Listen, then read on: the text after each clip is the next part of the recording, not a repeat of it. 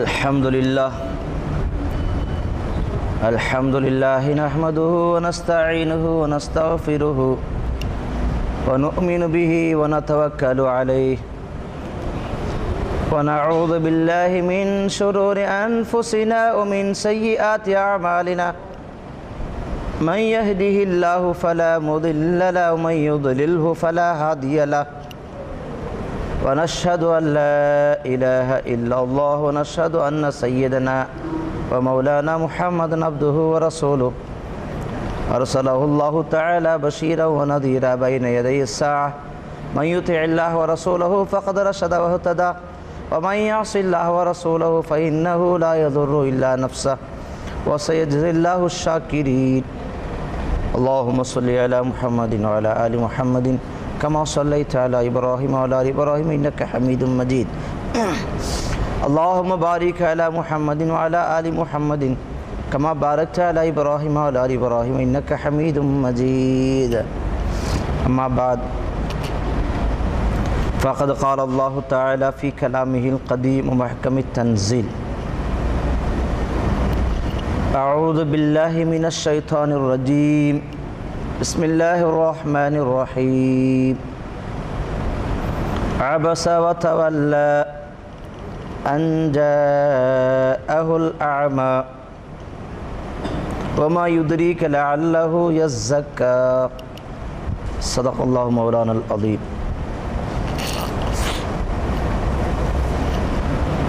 அளவற்ற அருளாளனும் நிகரற்ற அன்புடையோனுமாகிய எல்லாமல்ல அல்லாஹுவின் திருப்பெயரால் ஆரம்பம் செய்கிறேன்.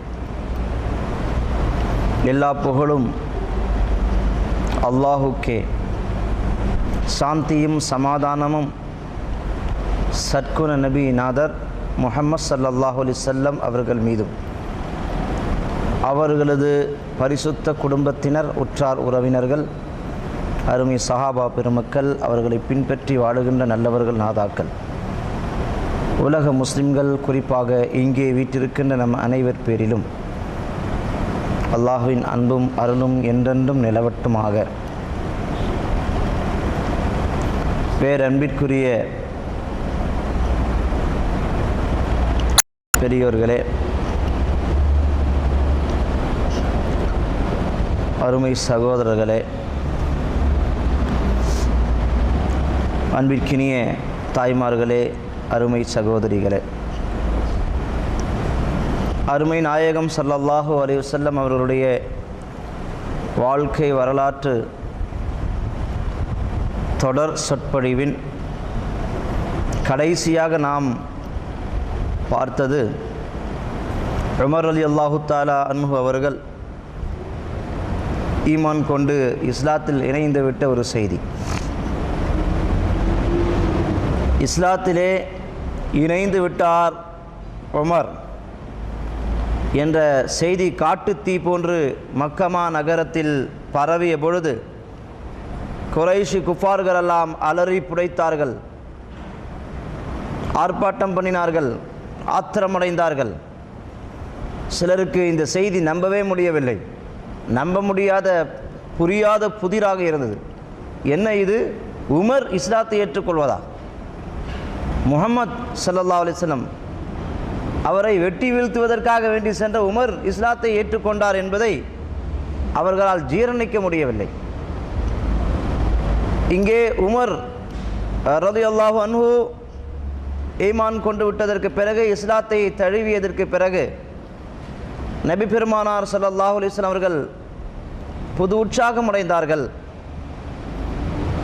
ஒரு பக்கத்திலே உமர் நிற்கிறார், இன்னொரு பக்கத்திலே அவருக்கு சமமான ஒரு வீராதி வீரர் ஹம்சா ரலியல்லாஹு அன்ஹு அவர்கள் நிற்கிறார்கள். அங்கே கூடியிருக்கின்ற அர்க்கம் என்ற நபிமணி தோழருடைய இல்லத்தில் இரகசியமாக இஸ்லாமிய பிரச்சாரம் புரிந்து கொண்டிருக்கின்ற அந்த சத்திய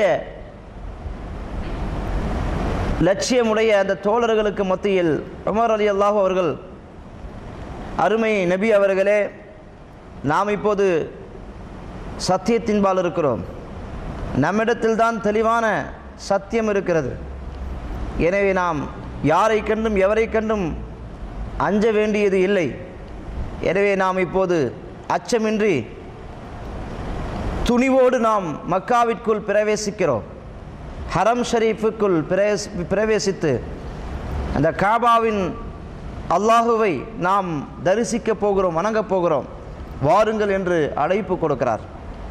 நாரே தக்பீர், அல்லாஹு அக்பர் என்ற தக்பீர் முழக்கத்துடன் வலப்பக்கம் ஹம்சா ரலியல்லாஹு அன்ஹு, நபி அவர்களுடைய இடப்பக்கம் உமர் ரலியல்லாஹு அன்ஹு, இவ்விதமாக இந்த சஹாபாக்கள் புடைசூழ ஈமான் கொண்ட இந்த இறை நம்பிக்கையாளர்கள் குழுவினர் அல்லாஹு அக்பர் என்ற தக்பீர் முழங்கியவர்களாக இப்போது காபா ஆலயத்திற்கு வந்து விட்டார்கள். காபா ஆலயத்திற்குள் வருகிற தெம்பும் திராணியும் யாருக்கும் இல்லை, முஹம்மது ஸல்லல்லாஹு அலைஹி வஸல்லம் அவர்களை தவிர. அவர்கள் தான் ஆரம்பத்தில் போனாங்க. கடுமையான சித்திரவதைக்கு உள்ளாக்கப்பட்ட சூழ்நிலையிலும் கூட அவங்க தான் போனாங்க, வேறு யாருமே போக முடியல இதுவரைக்கும். இப்போது முதலாக துணிச்சலாக இந்த கூட்டம் சென்றதை கண்டு அபூ ஜஹலின் கொலை கும்பல் இங்கே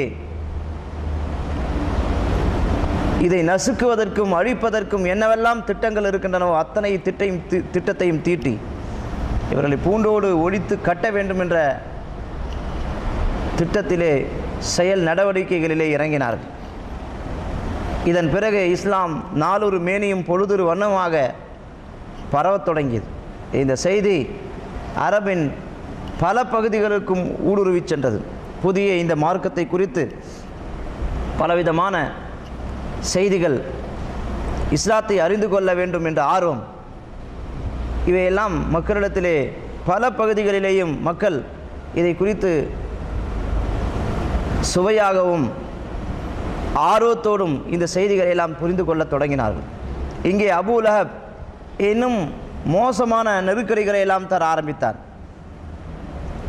நாம் படித்திருக்கிறோம், முஹம்மது ஸல்லல்லாஹு அலைஹி வஸல்லம் ரெண்டு பெண் மக்கள், அபூ லஹபுடைய ரெண்டு ஆண் மக்கள் திருமணம் செய்து கொண்டிருந்தார்கள். ஆரம்பத்தில் ஞாபகம் இருக்குல்ல, உத்துபா ருக்கையா என்ற பெருமானார் ஸல்லல்லாஹு அலைஹி வஸல்லம் மூத்த மகளையும், உதைபா என்ற அபூ லஹபின் இரண்டாவது மகன் பெருமானார் ஸல்லல்லாஹு அலைஹி வஸல்லம் ஹதீஜாவுக்கும் ரசூலுல்லாஹுக்கும் பிறந்த உம்மு குல்சும் என்ற இன்னொரு இளைய மகளையும் திருமணம் முடித்திருந்தார்கள் இல்லையா? குடும்ப ரீதியாக நெருக்கடி கொடுக்க ஆரம்பித்தார். நிர்பந்தம் செய்து இதை இரண்டு ஆண் மக்களிடத்திலேயும் அந்த பெண்களை தலாக் விடுமாறு அவன் நிர்பந்தம் செய்தான். விவாக விடுதலை பெற்ற நிலையிலே கண்ணீரும் கம்பளையுமாக வாளா வெட்டியாக வீட்டிற்குள்ளே வந்து முடங்கிவிட்டார்கள். பெருமானார் ஸல்லல்லாஹு அலைஹி வஸல்லம் அவர்களுக்கு குடும்பச் சூழ்நிலையிலே நெருக்கடியை தந்தான். ரெண்டு பெண் மக்களும் வாளா வெட்டியாக வீட்டிலே இருக்கிறார்கள் என்று இருக்கிற பொழுது அது ஒரு பெரிய ஒரு சங்கடத்தை ஏற்படுத்தியது. இருந்த போதிலும் எல்லாவற்றையும் அல்லாஹுக்காக வேண்டி தாங்கிக் கொள்வது என்று திடமான உறுதியான நம்பிக்கை நபி அவர்களிடத்தில் இருந்ததால் இவைகளையும் அந்த சோதனைகளில் ஒன்றாக இன்முகத்தோடு வரவேற்க முடிந்தது அவர்களால். இதன் பிறகு சகோதரர்களே, இனிமேலும் பொறுத்திருந்து பிரயோஜனம் இல்லை என்ற முடிவுக்கு வந்து அபூ லஹப் கூட அபூ தாலிப் கூட முஸ்லிம்களுக்கு பக்கபலமாகவே இருந்து கொண்டிருக்கிறார், ஒத்துழைப்பு செய்கிறார் என்ற அடிப்படையிலே இங்கே அபூ ஜஹலின் கூட்டத்தினர் ஒரு முடிவுக்கு வந்தாங்க. பனு ஹாஷிம் குடும்பத்தை சார்ந்த அந்த கோத்திரத்தை சார்ந்த அனைத்து பேரையும் ஊர் விலக்கு செய்வது என்று முடிவு பண்ணினாங்க. காபா ஆலயத்திலே ஒரு பெரிய ஒரு ஒப்பந்தம், பெரிய ஒரு நோட்டீஸ் அறிவிப்பு பலகை தொங்கியது. உடனடியாக அவசர தீர்மானத்தின் அடிப்படையில் எடுக்கப்பட்ட முடிவு அது. பனு ஹாஷிம் குடும்பத்தினர்கள் இந்த ஊர் நடவடிக்கைகளிலிருந்து அனைத்து விதமான தொடர்புகளிலிருந்தும் விலக்கு செய்யப்படுகிறார்கள். அதாவது மக்கத்து குறைஷிகள் யாருமே பனு ஹாஷிம் கோத்திரத்தை சார்ந்த, அதாவது முஹம்மது ஸல்லல்லாஹு அலைஹி வஸல்லம் அவர்கள் மட்டுமல்ல, அந்த குடும்பத்தை சார்ந்த எல்லோரிடத்திலும் அபூ தாலிப் உட்பட எல்லாரும் அது அடங்குவாங்க. இவர்களிடத்தில் வந்து பேச்சுவார்த்தை வைத்து கொள்ளக்கூடாது, கொடுக்கல் வாங்கல் வைத்து கொள்ளக்கூடாது, உணவு பரிமாற்றம் செய்யக்கூடாது, கொடுக்கல் வாங்கல் வைத்து கொள்ளக்கூடாது. அப்படி செய்தால் கடும் நடவடிக்கை எடுக்கப்படும் என்ற, அவர்களையும் ஊரை விட்டு விலக்கி வைக்கப்படும் என்ற சட்டம் அறிமுகப்படுத்தப்பட்டது. இது ஊர் மக்கள் எல்லாம் இப்போ ஒன்று சேர்ந்துக்கிட்டாங்க முஸ்லிம்களுக்கு எதிராக. இந்த இறை நம்பிக்கையாளர்களுக்கு எதிராக அனைவருமே ஒன்று சேர்ந்து கொண்டார்கள். பெரும் கூட்டத்தை எதிர்த்து இவர்களால் இந்த சிறு கூட்டம் என்ன செய்ய முடியும்? யாரும் பேசுறதில்ல, தண்ணி கொடுக்க மாட்டாங்க, கடைக்கு போய் ஏதாவது ஒன்று வாங்கினான்னா பொருள்கள் சாமான்கள் கிடைக்காது. இப்படியான ஒரு நெருக்கடி ஏற்பட்டது. அதன் பிறகு இவர்களெல்லாம் அந்த ஊரை விட்டு, இந்த நம்பிக்கையாளர்கள் இந்த கூட்டம் மட்டுமல்ல, நம்பிக்கையற்றவர்கள் கூட, அதிலே இந்த பனு ஹாஷிமுடைய கோத்திரத்தை சார்ந்து இருக்கிற முஸ்லீம் அல்லாதவர்கள் கூட, இப்போ அபு தாலிபெல்லாம் இஸ்லாத்துக்கு வரல, இருந்தபோது அபு தாலிபுக்கு கூட இந்த மாதிரி ஊர் விளக்கு இந்த சட்டம் வந்து அவருக்கு மேலும் அமுல்படுத்தப்பட்டுச்சு. பக்கத்தில் மக்காவுக்கு பக்கத்தில் இருக்கிற பள்ளத்தாக்கிலே போய் அவர்கள் வாழத் தொடங்கினார்கள். சகோதரர்களே, மக்காவை அடுத்து இருக்கிற இந்த பள்ளத்தாக்கிலே ஊரை விட்டு அப்புறப்படுத்தப்பட்ட இந்த சூழ்நிலையிலே இந்த முஸ்லிம்கள் பட்ட பாடு கொஞ்சம் நஞ்சமல்ல. வரலாற்றிலே கண்ணீர் கதைகளால், கண்ணீர் வரலாற்றால் சுவடுகள் எழுதப்பட்டிருக்கின்றன. கண்ணீரால் எழுதப்பட்டிருக்கிறது இந்த இவர்களுடைய வரலாற்று சம்பவங்கள் எல்லாம். கடுமையான பசி, பட்டினி, மருத்துவ வசதி இல்லை, உண்ண உணவு இல்லை, குடிப்பதற்கு தண்ணீர் இல்லை, கடுமையான கஷ்டங்கள். இவர்கள் கொண்டு போனாங்க கொஞ்சம் பொருட்கள், அதெல்லாம் சில நாட்களுக்குள்ளாக தீர்ந்து விட்டது. மீண்டும் வந்து வாங்க முடியாத ஒரு சூழ்நிலை, யாருடைய உதவியும் ஒத்தாசையும் இல்லை. இருந்தபோதும் இந்த பனு ஹாஷிம் கோத்திரத்தை சார்ந்த சில பேர் மறைமுகமாக கொஞ்சம் எல்லாம் ஹெல்ப் பண்ணாங்க, உதவி பண்ணாங்க. ஆனால் அதையும் தெரிந்து கொண்ட இந்த பாவிகள் அதை தடுத்து நிறுத்தி அவர்களுக்கு எந்த பொருட்களும் போய் சேர முடியாமல் தடுத்து விட்டார்கள். இன்றைய உலகத்திலே பொருளாதார தடை ஏற்பட்டால் ஒரு நாட்டிலே அந்த நாட்டு மக்கள் எவ்வளவு சிரமப்படுகிறார்கள் என்று நாம் கண்கூடாக தெரிந்து வைத்திருக்கிறோம். இருந்தபோதிலும் கூட எப்படியாவது பிரமாண்டமான ஊரிலே ஒரு ஊர் முழுக்க அவர்கள் தடை செய்யப்பட்டாலும் கூட ஊரிலே இருக்கிற விளைபொருட்கள், ஊரில் இருக்கிற பொருள், பக்கத்து அண்டை நாட்டினுடைய பொருட்கள் எல்லாம் வாங்கி எப்படியாவது சமாளிச்சுக்கலாம். இவர்கள் எந்த விதமான உதவியும் ஒத்தாசையும் இல்லாத பள்ளத்தாக்கிலே விடப்பட்ட இந்த மக்கள் கடுமையான துன்பத்திற்கும் துயரத்திற்கும் உள்ளாக்கப்பட்டார்கள். வரலாற்றிலே எழுதப்பட்டிருக்கிறது எந்த அளவுக்கு பசி பட்டினியின் காரணமாக இந்த சஹாபாக்கள் ஈமான் கொண்டு விட்ட ஒரே ஒரு காரணத்திற்காக வேண்டி சிரமப்பட்டார்கள் என்று பார்க்கிறோம். காலுக்கு அணிகிறாங்க பாருங்கள், செருப்பு தோலினால் ஆனது தான் இல்லையா? தோல் செருப்பு இருக்குல்ல, தோல் செருப்பு, அந்த செருப்புனுடைய துண்டை எடுத்து தண்ணீரில் போட்டு ஊற வச்சு 2 நாள் 3 நாள் அப்படி நல்லா ஊற வச்சு அந்த செருப்பினுடைய அந்த தோல் பகுதியை, ஊற வைக்கப்பட்ட அந்த தோலை எடுத்து வெட்டி அதை எடுத்து சாப்பிட்ட ஒரு வரலாறெல்லாம் பார்க்குறோம். அந்த அளவுக்கு கடுமையான பசினால், பட்டினியால் அந்த மக்கள் பாதிக்கப்பட்டாங்க. எவ்வளவு சிரமங்கள், 1 அல்ல 2 அல்ல 3 வருடங்கள் கிட்டத்தட்ட இந்த மக்கள் கடுமையான சிரமத்திற்கு உள்ளாக்கப்பட்டார்கள். மோசமான, உலகத்திலே எந்த சமுதாயமும் அனுபவிக்காத சிரமங்களை எல்லாம் அவங்க பட்டாங்க. ஆயினும் கூட அவர்கள் ஈமானை விட்டு விடவில்லை, தளராமல் இருந்தாங்க. எப்போதெல்லாம் சீசன் காலம் வருகின்ற சீசன், காபத்துல்லாவை சுற்றி இந்த ஹஜ்ஜுடைய சீசன், வியாபார சீசனில் வரும்போது மக்கள் கூட்டம் அந்த பக்கம் வருவாங்க பாருங்கள். அந்த நேரத்தில் தான் வெளிக்காட்ட முடியும், வெளியே வருவாங்க பெருமானாசன். அப்போது வந்து இஸ்லாமிய பிரச்சாரம் செய்வார்கள் அந்த மக்களிடத்திலே. அல்லாஹ் ஒருவனை என்று ஏற்றுக்கொள்ளுங்கள், நான் உண்மையாளன், என்னை நம்புங்கள், நான் அல்லாஹ்வுடைய திருத்தூதனாக இருக்கின்றேன், நான் உங்களை நல்வழியின் பக்கம் தான் அழைக்கிறேன், ஒருபோதும் உங்களுக்கு நான் கெடுதல் செய்ய மாட்டேன், என்னை புரிந்து கொள்ளுங்கள் என்ற மக்களிடத்திலே அல்லாஹ்வுடைய வசனங்களை எல்லாம் எடுத்து சொல்லி தௌஹீத் என்ற இந்த கொள்கையின் பக்கம் அழைக்க முற்பட்டார்கள். அவ்விதமாக இந்த இஸ்லாத்தினுடைய இந்த பிரச்சாரம் இவ்வளவு நெருக்கடிகளுக்கு மத்தியிலும் கூட அந்த மக்கள் அர்ப்பணம் செய்து இந்த தீனுல் இஸ்லாத்தை வளர்த்தார்கள். 3 வருடங்களுக்கு பிறகு இந்த சட்டம், இந்த தீர்மானம் உடைக்கப்பட்டது. எப்படின்னா இந்த பனு ஹாஷிம் கோத்திரத்தை சார்ந்த இந்த உள்ளூர் வாசிகள், இங்கே இருக்கிற மக்களே, அதாவது காஃபிர்கள் எல்லாம், அபூ லஹப் போன்றவங்கெல்லாம் இந்த பனு ஹாஷிம் கோத்திரத்தை சார்ந்தவங்க தான். இருந்த போதிலும் இந்த ஊர் பேருக்கு இவங்களுக்கு சேராது, ஏன்னா இவங்க தான் செய்கிறாங்க, இவங்க தான் தலைவர்களாக இருக்கிறாங்க. அப்போ இந்த மாதிரியான மக்களில் சில பேர் என்ன செஞ்சாங்க, சொந்த பந்தம் அங்கே வாடுவதை கண்டு, பசி பட்டினியால் இறந்து கொண்டிருப்பதை கண்டு அவங்களெல்லாம் வந்து கிளர்ச்சி பண்ணினாங்க. அந்த கிளர்ச்சியின் விளைவாக என்னமோ ஒன்று, நம்பிக்கை கொள்கை அடிப்படையிலே வேற போனாலும் கூட நம்முடைய ரத்தங்கள், நம்முடைய சொந்தம், நம்முடைய அண்ணன் தம்பிக, நம்முடைய கூட பிறப்புக, இவங்க இப்படியெல்லாம் பாட பார்த்து எங்களால் தாங்க முடியலை அப்படின்னு சொல்லி இதை உடைக்க வேண்டும் சொல்லி இந்த உள்ளூருக்குள்ளவே கிளர்ச்சி எழுந்து அபூஜஹலுக்கு எதிராக ஒரு புரட்சி ஏற்பட்டு அபூஜஹலை மிரட்டி அந்த சட்டத்தை வாபஸ் வாங்க வச்சாங்க. அதன் பிறகு மீண்டும் அந்த ஊருக்குள்ளே வர தொடங்கினாங்க. அதன் பிறகு கொஞ்சம் ஒரு சுமூகமான ஒரு சூழ்நிலை ஏற்பட்டது. சுமூகமான சூழ்நிலைனா 3 வருஷம் கடுமையான கஷ்டத்தில் போராடிட்டு இருந்த மக்களுக்கு ஒரு சின்ன ரிலாக்ஸ் கிடச்சி உள்ள வந்தாங்க. இதுக்கு இடையில் பெருமானார் ஸல்லல்லாஹு அலைஹி வஸல்லம் அவர்களிடத்திலே சில சஹாபாக்கள் கடுமையான சோதனைக்கு உள்ளாக்கப்பட்ட நேரத்தில், எதிரிகளுடைய தாக்குதலை தாங்க முடியாமல், கொடுமைகளை எல்லாம் தாங்க முடியாத நேரத்தில் வெளியூருக்கு எங்கேயாவது போகலாமான்னு அனுமதி கேட்டாங்க. அப்போது நபி அவர்கள் அனுமதி கொடுத்தாங்க. சில பேர் அபிசீனியாவுக்கெல்லாம் போனாங்க. அதான் முதல் ஹிஜ்ரத், ஊரை விட்டு ஊர் சென்ற சம்பவம்லாம், அது நீண்ட சம்பவம். அப்படியெல்லாம் போனாங்க.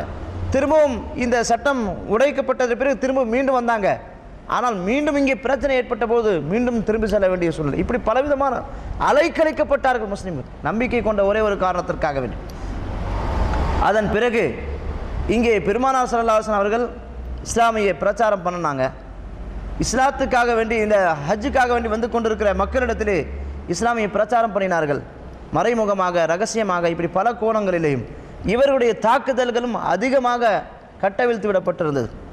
இப்போ வந்து இந்த சீசன் காலம் மக்கள் உள்ளே வருகிற பொழுது இஸ்லாத்தை பற்றி, குரானை பற்றி கேட்டு விடுவார்கள். சஹாபாக்கள் எல்லாம் இப்போ சத்தமிட்டு குரான் ஓத தொடங்குவாங்க. இஸ்லாத்தை பற்றி தெரிஞ்சதற்கு பிறகு இன்னும் கொஞ்சம் போல்ட்டாக பேச ஆரம்பிச்சு. எவ்வளோ எதிர்ப்பு வந்தாலும், எவ்வளோ அடி வாங்கினாலும் சரி, சஹாபாக்கள் பட்ட கஷ்டங்களை தனியாக நாம் பார்க்கணும். அவ்வளோ சிரமங்கள் இருக்குது. எவ்வளோ கஷ்டத்தையும் மீறி அவர்கள் குரானை சத்தமிட்டு ஓதுவாங்க, தொழுகையில் ஈடுபடுவாங்க. அல்லாஹ் அக்பர், அல்லாஹ் அக்பர் வாங்க சொல்லுவாங்க. வாங்க சொல்ல அடிப்பாங்க, மண்டை உடைந்து ரத்தம் பிரிட்டு வரும். இருந்தபோதிலும் கூட அல்லாஹ் அக்பர் என்று சொல்வதை நிறுத்த மாட்டார்கள். இப்படியெல்லாம் பார்க்கிறோம். இப்படியெல்லாம் மீறி ஒரு பக்கம் கஷ்டங்கள், கொடுமைகள் நடக்குது, இன்னொரு பக்கம் இஸ்லாத்தினுடைய இந்த பிரச்சார பணி முன்னிலும் வேகமாக முடுக்கிவிடப்படுகிறது. இந்த மாதிரியான ஒரு சூழ்நிலையிலே சீசன் கால மக்கள் வர்ற நேரத்தில் இதையெல்லாம் தடுத்து நிறுத்துவது எப்படி என்று இங்கே பேசிக்கொள்கிறார்கள். எப்படி முகமதை பற்றி தப்பான பிரச்சாரத்தை ஏற்படுத்தி விடலாம் என்று திட்டம் வகுக்கப்பட்டது, வியூகங்கள் அமைக்கப்பட்டன. எப்படியெல்லாம் இவர் ஒரு சூனியக்காரர் மக்களிடத்தில் வந்து அங்கே தலைவாசல்கள் இல்லை, அந்த ஊர் தலைவாசல்களில் உள்ளே புகுகிற நேரத்தில் மக்களிடத்தில் இப்படி சொல்லிடுறது, முகமதுடைய பேச்சை யாரும் நம்பாதீங்க, அவர் பைத்தியக்காரன், யாரும் அவருடைய பேச்சை நம்பாதீர்கள், அவர் மாந்திரிகக்காரன், சூனியக்காரன், பைத்தியக்காரன், மனநோயாளி, என்னவெல்லாம் சொல்ல வேண்டும் அப்படியெல்லாம் சொல்லி நாம் பிரச்சாரம் பண்ணலாம். அப்படியெல்லாம் மக்கள் இவங்கள்ட்ட பேசிக்கிட்டாங்க. என்ன செய்யறது? வரக்கூடிய மக்கள்கிட்ட வந்து இஸ்லாம் போயிடுச்சுன்னா எல்லாம் ஊருக்கு இஸ்லாத்தை எடுத்துகிட்டு போயிடுவாங்க, அங்கே இஸ்லாம் பரவிடும், அது தடுத்து நிறுத்தணும்னா இதுதான் வழி அப்படின்னு சொல்லி முடிவு பண்ணாங்க. அப்போ அங்கேயே காலசார விவாதங்கள் நடந்தது. என்னதான் இருந்தாலும் மக்கள் ஏற்றுக்க மாட்டாங்க. அவர்கிட்ட நேரில் பேசி பார்த்துட்டாங்கன்னா அவர் பைத்தியக்காரர் அல்ல, சூனியக்காரர் அல்ல, மந்திரவாதி அல்ல, மந்திரவாதி அழுக்கலைந்து கிடப்பார், இவர் தெளிவாக தூய்மையாக இருக்கிறார், அவருடைய முகத்தை பார்த்தால் பார்த்து கொண்டே இருக்க வேண்டும் போல் தோன்றுகிறது. எந்த விதமான மனநோயாளியை போன்ற எந்த விதமான அடையாளம் இல்லை, தூய்மையாக காணப்படுகிறார். அவர் மனதும் தூய்மை, அவருடைய உள்ளமும் தூய்மை, அவருடைய முகமும் தூய்மையாக இருக்கிறது, தெளிவு படைத்த ஒளி படைத்த கண்ணாக அவருடைய கண் பரிணமிக்கிறது. இப்படியெல்லாம் இருக்கிறத இந்த மாதிரியான பேச்செல்லாம் மக்கள் ஏற்றுக்கொள்ள மாட்டாங்க அப்படின்னாங்க. பலவிதமாக பேசி என்னதான் செய்வது என்று முடிவு செய்து இவர்கள் கடைசியாக ஒரு உபாயம், ஒரு திட்டம், ஒரு முடிவு செய்யப்பட்டுச்சு. இவர் வந்து பெரிய நல்ல ஒரு சொல் வன்மை படைத்த ஆளு, நல்ல சொல்வாக்கு பெற்றவர், எது யார்கிட்ட என்ன பேசினாலும் அவர்கிட்ட ஒரு மெஸ்மரிச மாதிரி பேசினா அவரை மயங்கிடுவாங்க, அந்த மாதிரியான சொல் நயம் படைத்தவர் என்று சொல்லி மக்கள்கிட்ட திசை திருப்புவோம். அதனால் அவர்கிட்ட பேச்சு நீங்கள் கேட்க வேண்டாம், அவர்கிட்ட பக்கம் நீங்கள் பார்க்க வேண்டாம், அவங்க வந்து அவங்க காதில் பஞ்சு வச்சுக்கோங்க, பஞ்சு வச்சுட்டு நீங்கள் வந்து உங்களுடைய கடமைகளை முடிச்சுட்டோ வியாபாரத்தை முடிச்சுட்டு நீங்கள் திரும்புங்க, இப்படியெல்லாம் சொல்லலாம் அப்படின்னு சொல்லிட்டு அந்த தலைவாசல்கள் எல்லா பகுதிகளிலேயும் மக்கள் இந்த நகருக்குள் பிரவேசிக்கின்ற எல்லா இடங்களிலேயும் நிறுத்த வைக்கப்பட்டார்கள். நீங்கள் வரவங்கள்ட்டெல்லாம் இப்படி தான் செக் பாயிண்டில் வச்சு அவங்கள்ட்ட வந்து என்ன செய்யறது, அவங்கள்ட்ட சொல்கிறது, நீங்கள் வந்து முகமது அப்படின்ட்டு ஒருத்தர் இருக்கார், அவர் வந்து ரொம்ப வசீகரமாக பேசக்கூடியவர், புதிய மார்க்கத்தை கொண்டு வந்திருக்காரு, புதிய மார்க்கம் இருக்குதுன்னு சொல்கிறாரு, என்னென்னவோ அதெல்லாம் கேட்காதீங்க, ஆனால் அவர் நீங்கள் பேசுனீங்கன்னா நீங்களும் சிக்கிக்குவீங்க, அவருடைய பேச்சை நீங்கள் கொடுக்காதீங்க, அவர் பார்க்காதீங்க. அதே மாதிரியுடைய தோழர்கள் சஹாபாக்கள் அப்படிங்கிற மக்கள் வந்து அவருக்கு வந்து உயிரை கொடுத்துட்டு இருக்காங்க, பைத்தியக்காரங்க மாதிரி அப்படி சுற்றிட்டு இருக்காங்க. அவங்க வந்து இந்த குரான் வசனம் அது இதெல்லாம் என்ன ஓதுவாங்க, இதெல்லாம் நீங்கள் கேட்டு என்ன செஞ்சுக்காதீங்க, நீங்களும் பலி ஆகிடாதீங்க.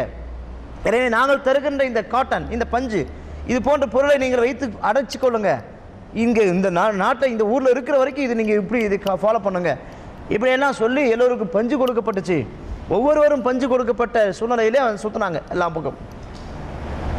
இப்படி இவர்கள் வந்து முகமது ஸல்லல்லாஹு அலைஹி வஸல்லம் அவர்களை குறித்து எதிர் விஷம பிரச்சாரம் பண்ணாங்க பாருங்க.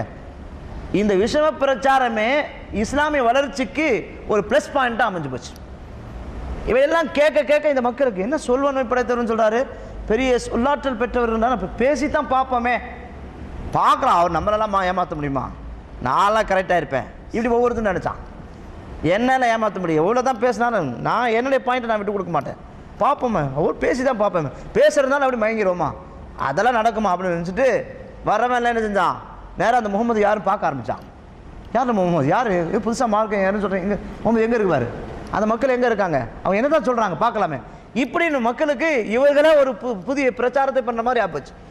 வர்றவங்கெல்லாம் கூட்டம் கூட்டமாக வர தொடங்கினாங்க, வந்து பேச ஆரம்பித்தாங்க. பெருமானார் ஸல்லல்லாஹு அலைஹி வஸல்லம் அலட்டி கொள்ளாமல் இருக்கிற செய்தியை உள்ளபடி எடுத்து சொன்னாங்க, சுருக்கமாக, ரத்தின சுருக்கமாக, ஆனால் தெளிவாக, தெய்வதாட்சணமின்றி துணிச்சலாக எழுதி சொன்னார்கள். அல்லாஹ் ஒருவன் தான், அவனுக்கு இணை இல்லை, துணை இல்லை, உருவம் இல்லை. மனிதர்களால் உருவாக்கப்படுகின்ற இந்த கற்களை நீங்கள் வணங்காதீர்கள், இந்த சிலைகளுக்கு எந்த சக்தியும் இல்லை, நீங்கள் பார்க்க சொன்னால் அவைகள் பார்க்காது, கேட்க சொன்னால் கேட்காது. இவையெல்லாம் எந்த நபிமாரும் இந்த செய்தியை சொல்லவில்லை. நான் சொல்வதுதான் யதார்த்தமான இயற்கையான மார்க்கம். இது தொன்று தொட்டு வருகின்ற ஒரு மார்க்கம், புதிதாக உருவாக்கிய மார்க்கம் அல்ல. இடையிலே கால சூழ்நிலையிலே காலத்தின் கோலத்தால் ஏற்பட்டிருக்கின்ற மாற்றத்தின் காரணமாக இத்தகைய சிலை விக்கிரக ஆராதனையெல்லாம் புகுந்து விட்டது. இவையெல்லாம் ஒழித்து கட்டுங்கள், மூட நம்பிக்கைகள் ஒழித்து விடுங்கள், நிர்வாணமாக தவாப் செய்யாதீர்கள், ஆணும் பெண்ணும் வெட்கமில்லாமல் சுற்றி திரியாதீர்கள், இப்படி எல்லா விவரங்களை எல்லாம் எடுத்து சொன்னாங்க. மது அருந்தாதீர்கள், விபச்சாரம் செய்யாதீர்கள், பொய் பேசாதீர்கள், இறைவன் பார்க்கிறான் என்ற உணர்வுடன் நீங்கள் உங்களுடைய வாழ்க்கையை அமைத்துக் கொள்ளுங்கள், இறைவனுடைய பிடியிலிருந்து நீங்கள் தப்ப இயலாது. இப்படியெல்லாம் சொல்லுவதை கேட்டு மக்கள் அப்படி பரவசம் அடைந்தார்கள். இந்த மார்க்கத்தை குறித்து அவர்கள் உற்சாக மிகுதியால் அங்கேயே பலரும் இஸ்லாத்தை ஏற்றுக்கொண்டார்கள். பல பேர் வந்தவங்கெல்லாம் இஸ்லாத்தை ஏற்றுக்கொண்டு போகிறது பார்த்த உடனே இங்கே அபூஜலுக்கு பித்து பிடிச்ச மாதிரி அலறான். என்ன செய்கிறதுனே தெரியல, என்னடா இது இந்த அளவுக்கு வரந்தோங்கி வருகிறது என்று அவன் கடுமையான முறையிலே விஷம பிரச்சாரம் பண்ணு பார்க்குறோம், அடித்து உதச்சி பார்க்குறோம், என்னென்ன செஞ்சாலும் என்ன செய்கிறான், இப்படியெல்லாம் ஏற்பட மாட்டேங்குதுன்னு சொல்லிட்டு ரொம்ப இதாக இருக்கிறான். கடுமையான முறையில் திட்டங்கள்லாம் திட்டி என்ன வேணாம் பண்ணுறாங்க, தடுப்பதற்கான வேண்டிய முயற்சிகள் நடந்து கொண்டு இருக்கிறது. இந்த நேரத்தில் இஸ்லாம் நல்ல நிலையில் வளர்ந்து கொண்டு இருக்குது, உயிருக்கு பாதுகாப்பு இருக்கிற ஒரு சூழ்நிலையை பெருமானார் ஸல்லல்லாஹு அலைஹி வஸல்லம் சந்தோஷமாக தான் இருக்காங்க, மார்க்கம் வளர்ந்து கொண்டு இருக்கிறது என்பதற்காக. இந்த சூழ்நிலையை ஒரு துயரமான ஒரு சம்பவம் நடைபெறுகிறது. பெருமானார் ஸல்லல்லாஹு அலைஹி வஸல்லம் அவர்களுக்கு பக்க பலமாக இருந்த இவருடைய பெரிய தந்தை அபூ தாலிப் அந்த ஆண்டிலே இறந்து விட்டார். இறந்த உடனே இறக்கிற நேரத்தில் கூட போய் கெஞ்சி கேட்டுட்டாங்க, பெரிய தந்தையே என்னை நீங்கள் ஏற்றுக்கொள்ளுங்கள், உங்களுக்கு நன்றாக தெரியும் நான் அல்லாஹ்வின் தூதன் என்பது உங்களுக்கு நன்றாக தெரியும், ஆகவே நீங்கள் ஏற்றுக்கொள்ள வேண்டும் என்றெல்லாம் சொன்னாங்க. மரண சாசனம் என்று சொல்லுகிற அந்த வசியத்துடைய மரணத்தினுடைய வாக்குமூலம் இருப்பது ஒரு முக்கியமான கட்டம். அந்த நேரத்தில் இவர் ஏதாவது சொல்லிட்டு போயிடுவார் என்பதற்காக வேண்டி அபூஜஹல் கும்பல் அவங்க வந்து அங்கேயே இருப்பாங்க. எப்போ பார்த்தாலும் அபூ தாலிப் மரணப்படுக்கையில் இருக்கிற நேரத்தில் எல்லாம் சுற்றி சுற்றி அங்கேயே வந்துட்டு இருந்தாங்க.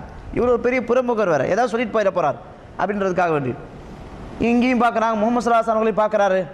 பார்த்து கடைசியில் சொல்லிட்டாரு, உறுதி சொல்லிட்டாரு, முகமதே நீ மகனே நீ வந்து உண்மையான நேர்மையாளன் என்று எனக்கு நன்றாக தெரியும். தன்னுடைய குடும்பத்து உறுப்பினர்களை எல்லாம் அழைத்து சொன்னார், முகமதை நம்புங்கள், முகமதை நம்பினவர் யாரும் வீண் போக மாட்டார், நிச்சயமாக அவர் உண்மையின் பக்கம் இருக்கிறார், எனக்கு நன்றாக தெரியும். ஆனால் இது பெருமானார் ஸல்லல்லாஹு அலைஹி வஸல்லம் இதை பாயிண்டாக பயன்படுத்திட்டு இப்படி சொல்லக்கூடிய நீங்கள் ஏன் இஸ்லாத்துக்கு வரல, என்ன நம்புங்க, சொல்லுங்க லா இலாஹ இல்லல்லாஹ், அல்லாஹ் ஒருவன் தான் என்று சொல்லுங்க என்றெல்லாம் சொல்லி கேட்ட நேரத்திலே அபூ தாலிப் சொல்லிட்டாரு, முகமதே நான் இந்த நேரத்தில் நான் சொல்லிட்டேன்னு சொன்னால் தொண்டு தொட்டு வந்திருக்கின்ற இந்த மூதாதையர்களை ஒரு நொடி பொழுதிலே தன்னுடைய தம்பியின் மகனுக்காக வேண்டி விட்டு கொடுத்து விட்டார் இந்த அபூ தாலிப் என்று மக்களெல்லாம் என்னை தூற்றுவார்கள், ஆகவே என் மனம் இடம் கொடுக்கவில்லை என்று சொல்லி அவர் கடைசி வரைக்கும் எவ்வளோ மன்றாடி பார்த்தாங்க. பெருமானார் ஸல்லல்லாஹு அலைஹி வஸல்லம் அவர்கள் அழுது பார்த்தார்கள்.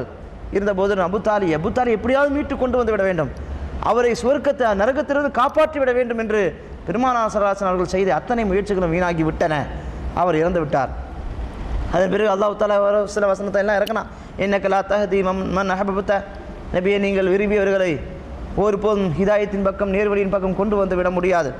அப்படின்னால ஹிதாயத் என்பது அல்லாஹ்வின் கண்ட்ரோலில் தான் இருக்குதுங்கிற செய்தியெல்லாம் வந்ததுங்கிற ஒரு விஷயம். அபூ தாலிப் இறந்ததற்கு பிறகு பெருமானார் ஸல்லல்லாஹு அலைஹி வஸல்லம் அவர்களுக்கு தந்தை மட்டும் இழந்தது போன்ற உணர்வு இல்லை, மாறாக ஒரு சமுதாயத்தின் ஒரு பெரிய பலம், தனக்கு இருக்கிற ஒரு பெரிய சப்போர்ட் இழந்து விட்ட ஒரு விரக்தி அடைஞ்சாங்க.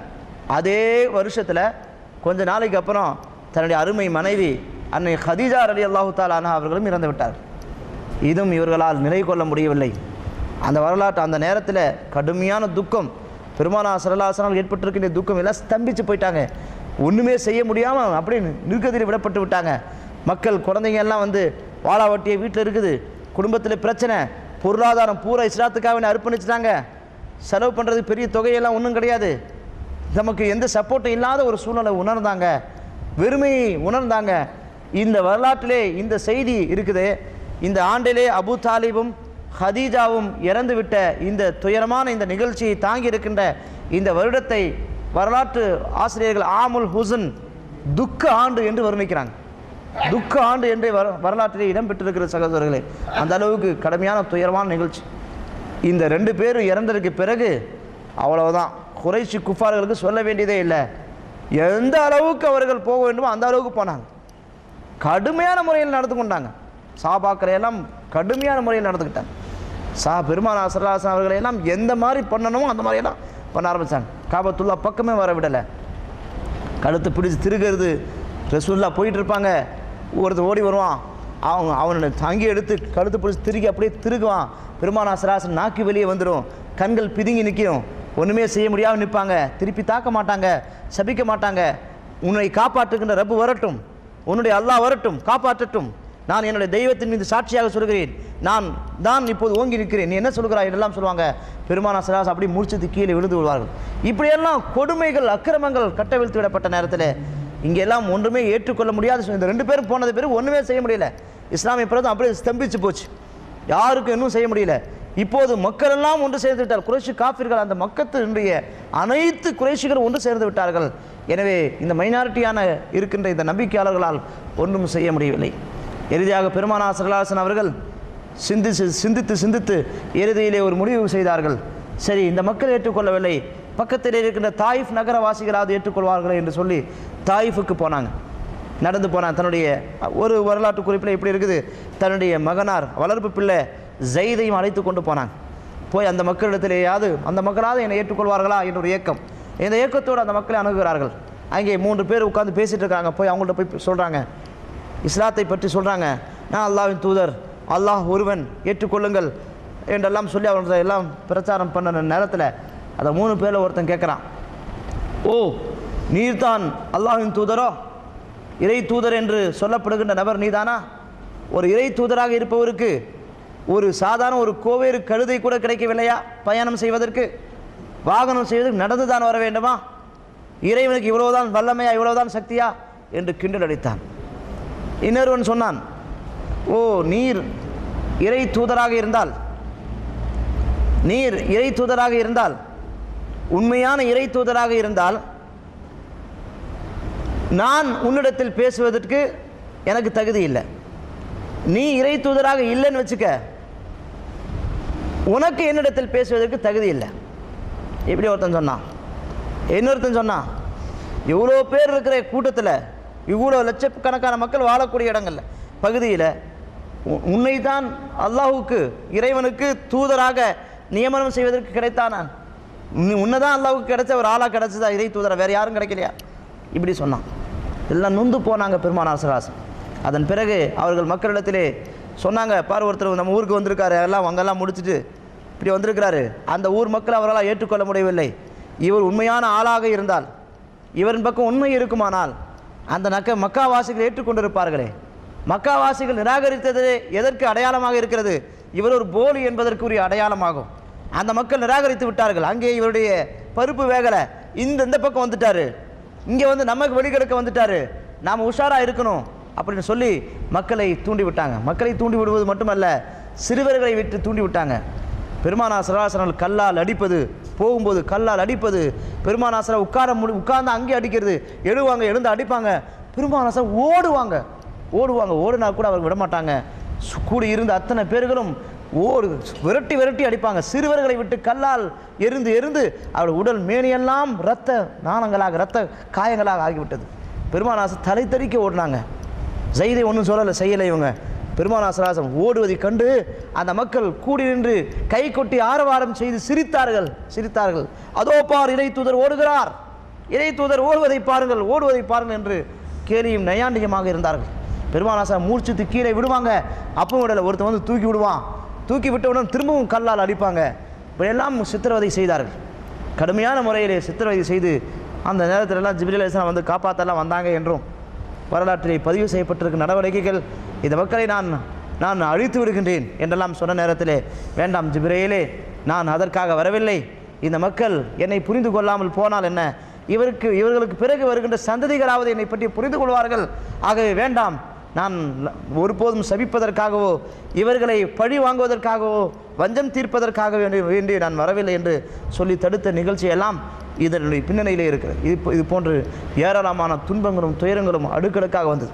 ஒரு காலத்தில் பெருமானார் ஸல்லல்லாஹு அலைஹி வஸல்லம் அவர்கள் தாயிஃபுடைய இந்த பகுதியெல்லாம் பார்த்து விட்டு சொல்லுவாங்க, இங்கே தான் நான் அடி வாங்கினேன், இங்கே தான் என்னை இந்த மக்கள் கல்லால் அடித்தார்கள், நான் ரத்தம் சொட்ட கீழே விழுந்தேன் என்று சொல்லி ஒரு இடத்திலே ஓடி வந்து ஒரு இடத்துல விழுந்தாங்க. விழுந்து மூர்ச்சித்து கீழே விழுந்துட்டாங்க.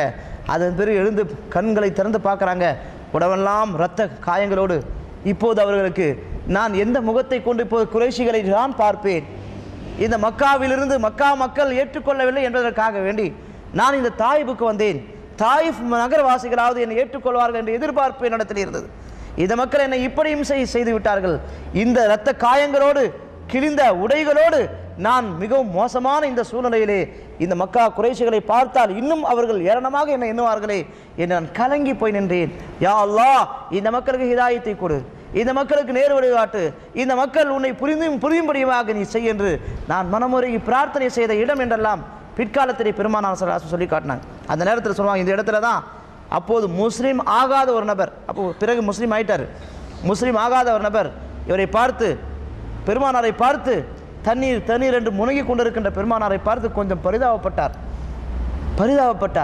தன்னுடைய ஊழியனிடத்திலே தன்னுடைய தோட்டத்திற்கு கொஞ்சம் பெருச்சம் கொடைகளை கொண்டு போய் கொடு, தண்ணியை கொண்டு போய் கொடு அப்படி சொல்லிட்டு போயிட்டார். அந்த நபர் போயிட்டார். இந்த ஊழியன் கொண்டு வந்து கொடுத்தான். ஊழியர் கொண்டு வந்து கொடுத்து இந்த பெரித்தம் கொலைகளையும் தண்ணீரையும் கொடுத்து நான் ஜீவநாசம் பெற்றேன், உயிர் பெற்றேன் என்று பெருமானார் ஸல்லல்லாஹு அலைஹி வஸல்லம் அவர்கள் இதை குறித்து எடுத்து சொல்கிறார். எவ்வளோ கடுமையான துன்பத்தையும் துயரத்தையும் சோகமான ஒரு காலகட்டம் தான் மக்காவுடைய காலகட்டம் முழுக்க ஏற்பட்டது. இப்படி கிட்டத்தட்ட 10 ஆண்டுகளுக்கு மேலாக பெருமானார் ஸல்லல்லாஹு அலைஹி வஸல்லம் அவர்கள் அரும்பாடுபட்டாங்க.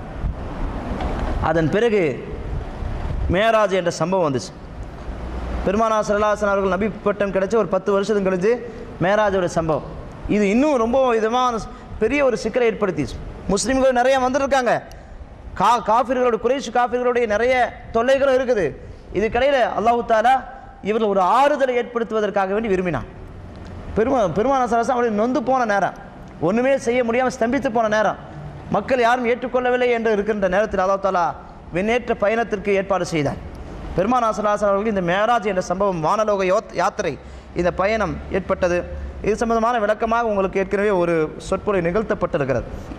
ஆகவே அதெல்லாம் பெருசாக நம்ம பேச வேண்டியது இல்லை. சுருக்கமாக சொன்னால் பெருமானார் ஸல்லல்லாஹு அலைஹி வஸல்லம் இந்த வானலோக பயணம் ஏற்பட்டது அவர்கள் உடல் மூலமாக போனாங்களா அல்லது ஆன்மா போச்சா என்பதிலே பல பேரும் கருத்து சொல்கிறாங்க. ஆனால் ஏகமானதாக எல்லா அறிஞர்களாலும் ஒப்புக்கொள்ளப்பட்ட ஒரு விஷயம் என்னென்றால் பெருமானார் ஸல்லல்லாஹு அலைஹி வஸல்லம் உடலும் உயிரும் விழிப்பு நிலையிலுமாக சேர்ந்தாங்க. அந்த சேர்ந்து தான் அந்த வானலோக யாத்திரை போனது. அந்த பயணம் அழைத்து செல்லப்பட்டாங்க. ஏனென்றால் குர்ஆனில் வந்து அல்லாஹ் தஆலா 15வது சொல்றான், சுப்ஹானல்லதி அஸ்ரா பி அப்திஹி லைலம் மினல் மஸ்ஜில் ஹராம் இலல் மஸ்ஜில் அக்ஸா என்ற ஒரு வசனம் வருது. மஸ்ஜில் ஹராமிலிருந்து ஜெருசலேமில் உள்ள பைத்துல் முகத்தஸ் வரைக்கும் அங்கே இருந்து வானலோகத்துக்கு போகிறாங்க. இப்படி அழைத்து செல்லப்பட்ட ரப்பு மகா தூய்மையானவன் என்றெல்லாம் வருகின்ற அந்த வசனத்திலே அப்தி தன்னுடைய அடியாரை என்ற சொல், இந்த சொல் வாசகம் கவனிக்கப்பட வேண்டிய ஒன்று. அப்து என்ற இந்த சொல் இருக்குது, வெறும் வந்து உயிருக்கு மட்டும் சொல்வதல்ல. இந்த அப்து அடிமை என்ற இந்த சொல் மனிதனுடைய உடல் சரீரத்துடன் உணர்வு விழிப்பு நிலையில் இருக்கிற உயிர் உள்ள இந்த ஜீவனுக்கு தான் அப்து என்று சொல்லுவாங்க. அல்லாஹ் தஆலா வெறும் உயிரை மட்டும் அவருடைய ரூஹை மட்டும் கொண்டு போயிருந்தான்னு வச்சுக்கோங்க. இப்படி கொண்டு போயிருந்தா அல்லாஹ் தஆலா பி அப்திஹி தன்னுடைய அடியாரை என்ற சொல்லை பயன்படுத்தாம பி ரூஹிஹி அல்லாஹ்வுடைய ரூஹை கொண்டு சென்றான், அல்லது முகமதுடைய ரூஹை கொண்டு சென்றான் என்று தான் சொல்லியிருப்பான். அப்போ ஆகவே ரூஹ் போகலை, அல்லாஹ் ரசூலுல்லாஹி ஸல்லல்லாஹு அலைஹி வஸல்லம் பூத உடலோடு சென்றார்கள் என்பது தான் எல்லா அறிஞர்களாலும் சொல்லப்படுகின்ற ஏகமானதாக சொல்லப்படுகின்ற விஷயமாகும். இந்த அடிப்படையில் பெருமானார் ஸல்லல்லாஹு அலைஹி வஸல்லம் சொன்னாங்க, பயணம் செஞ்சாங்க. சரி, தூக்கத்தில் போனாங்களா விழிப்பு நிலையில் போனாங்களா என்று பார்த்தால் கூட பெருமானார் ஸல்லல்லாஹு அலைஹி வஸல்லம் அவர்கள் விழிப்பு நிலையில் தான் போனாங்க. தூக்க நிலையிலும் போகலை, அல்லது கற்பனையிலே சஞ்சரித்த அந்த யாத்திரையும் ஏற்படலை. ஏன்னா கற்பனையிலோ தூக்கத்திலோ இந்த பயணம் செய்தால் இது ஒரு அதிசயமாக இருக்காது. அந்த குறைஷி காஃபிர்கள் எல்லாம் எதிர்த்திருக்க மாட்டாங்க. ஒரு தூக்கத்தில் கனவு காண்பது என்பது எப்படி வேணுமானாலும் கனவு காணலாம், எங்கே வேணாலும் போகலாம், எந்த இடத்துக்கும் போகலாம். போயிட்டு நான் கனவு காண்டேன், இப்படிலாம் வானலோகத்துக்கு போனேன், சொர்க்கத்தை பார்த்தேன், நரகத்தை பார்த்தேன், எல்லா அதிசயங்களையும் பார்த்தேன் என்று ஒரு நபர் சொன்னார். அது ஒரு பெரிய அதில் ஆச்சரியம் இல்லை பாருங்க. கனவுல யார் வேணாலும் எது வேணுமானாலும் பார்க்க முடியும். நான் நேரில் அப்படியே உடலோடு போனேன், விழித்த நிலையிலே போனேன், உணர்வுபூர்வமாக போனேன் என்று சொல்லுகிற பொழுதுதான் இது சர்ச்சைக்குரிய விவாதத்திற்குரிய பொருளாக ஆகிவிடுது. இப்படிப்பட்ட ஒரு சம்பவம், அதிசயமான ஒரு சம்பவம் இந்த மேராஜ். இந்த மேராஜில் தான் தொழுகை கடமையாக்கப்பட்டது சகோதரர்களே. இதை அல்லாஹ் தஆலா இதெல்லாம் காட்டி ரிலாக்ஸ் பண்ணான்.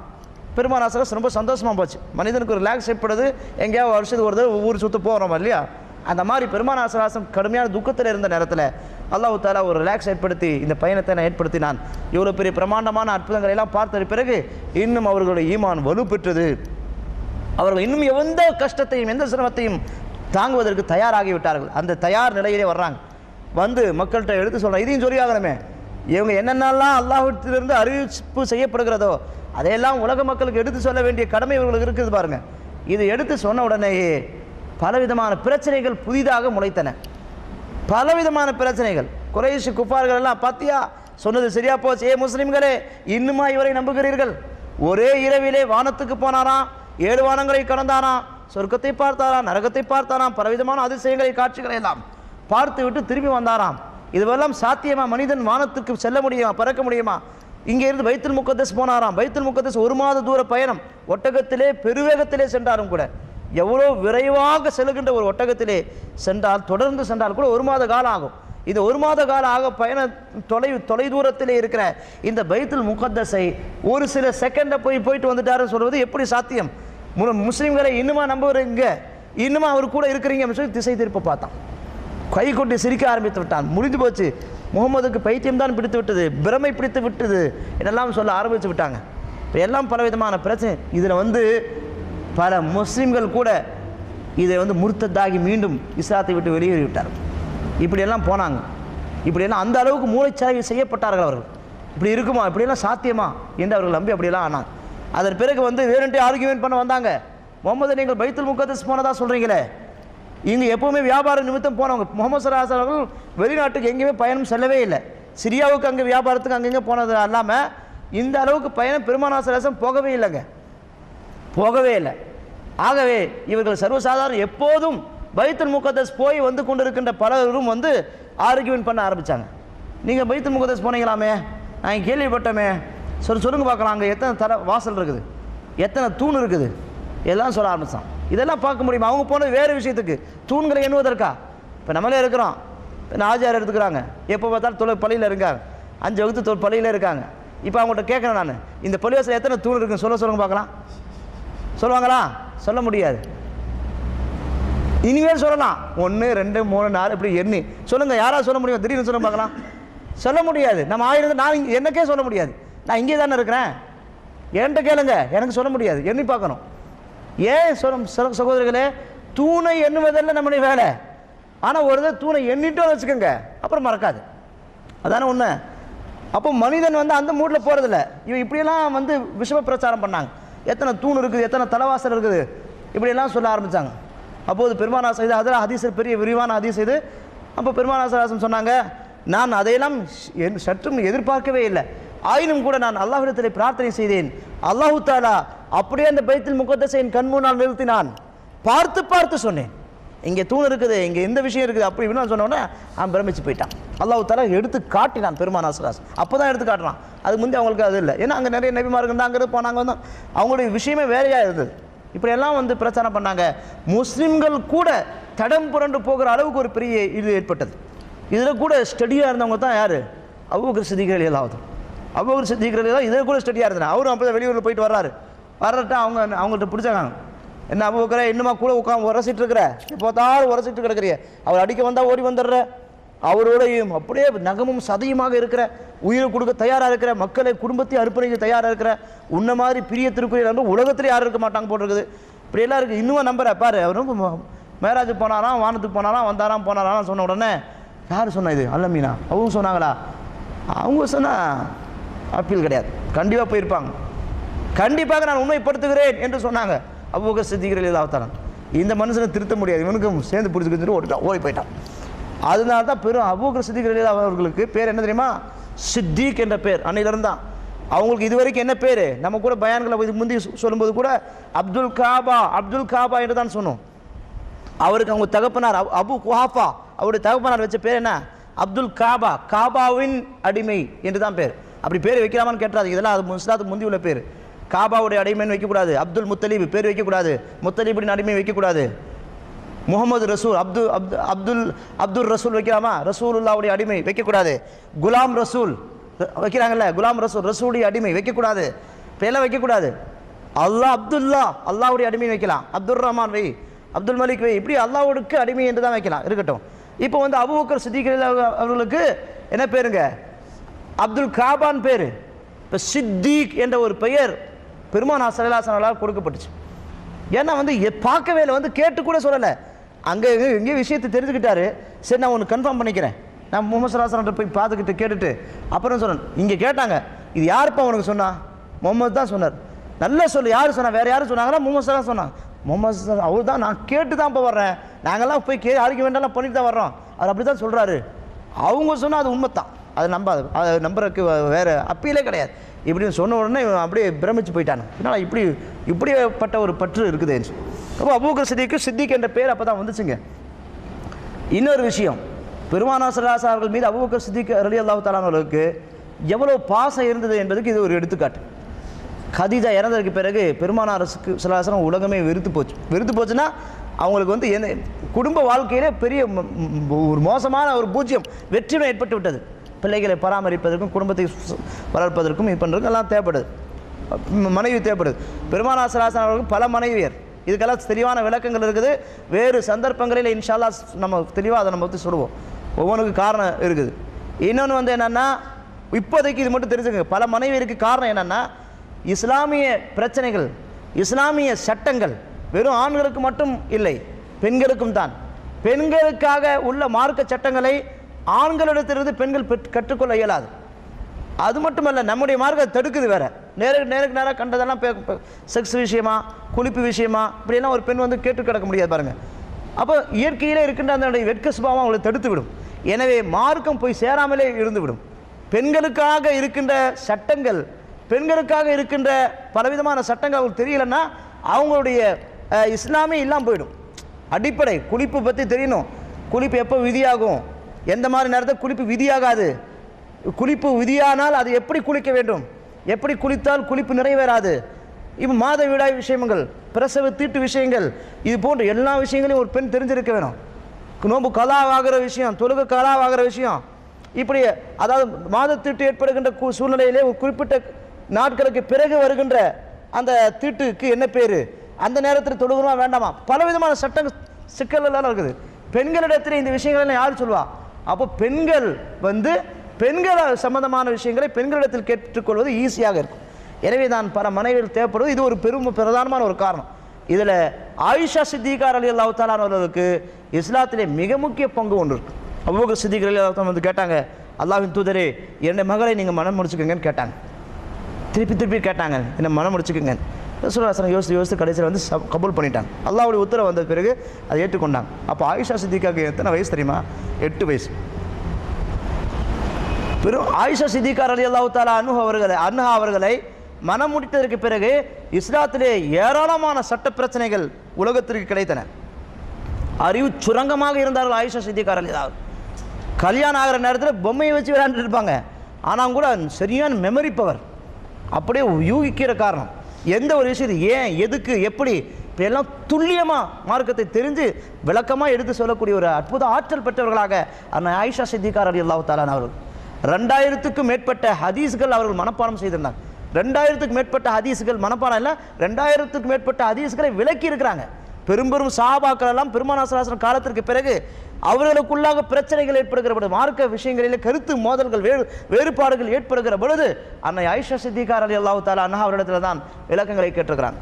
அப்போ இது பல மனைவிக்கு இது ஒரு பெரிய ஒரு காரணம் சகோதரர்களே, இதை நீங்கள் தெரிந்து கொள்ளுங்கள். இப்போ ஆயிஷா சித்திகாவை பற்றி மனம் முடித்துக் கொள்ளுங்கள். பெருமானார் ஸல்லல்லாஹு அலைஹி வஸல்லம் அவரிடத்தில் கேட்கிறார், நம்முடைய நட்பு இந்த உலகத்திலும் இருக்க வேண்டும், மறு உலகத்திலும் இருக்க வேண்டும், தொடர்ந்து நமக்குள்ளே இருக்கிற அந்நியோன்யம் எப்பொழுதும் நிலைத்திருக்க வேண்டும் நபியே, என்னுடைய பிள்ளை நீங்கள் மனம் முடிச்சுக்கங்கன்னு கேட்டாங்க. ரசூலுல்லாஹி ஸல்லல்லாஹு அலைஹி வஸல்லம் மனம் அல்லாஹ்வுடைய உத்தரவுக்கு பிறகு மனம் முடிச்சுக்கிட்டாங்க. இதுக்கு பிறகு தான் அபூபக்கருக்கு அப்துல் காபான் பேர் தானே, அபூபக்கர் என்ற ஏன் பேர் வந்து பாருங்க. அபூபக்கர் நம்ம பேர் பல பேர் வைக்கிறோம், நம்ம பக்கர் பாய் கூட அபூபக்கர் தான் பேர் இல்லையா? அபூபக்கர் என்ன அர்த்தம் சொல்லி கேட்பாருங்க, நமக்கு பலருக்கும் தெரியறதில்ல. அர்த்தம் பார்த்தோன்னா இந்த பேரை வைக்க மாட்டோம், நம்ம அர்த்தத்தை பார்த்தோன்னா இந்த பேரை வைக்க மாட்டோம். பக்கர் அப்படின்னு சொன்னால் கன்னி பெண்ணுன்னு அர்த்தம். பிக்ரு என்பதிலிருந்து பக்கர், பிக்ர் அப்படின்னா என்ன அர்த்தங்க? கன்னின்னு அர்த்தம். அபு என்று சொன்னால் தந்தைன்னு அர்த்தம், கன்னி பெண்ணின் தந்தைன்னு அர்த்தம். இப்படி பேர் வச்சா பக்கர் பாய் நினைக்கிறாரு, இப்படி போய் பேர் வச்சுட்டாங்களே, தெரிஞ்ச மாற்றிடலான்னு. அப்படியெல்லாம் இல்லை.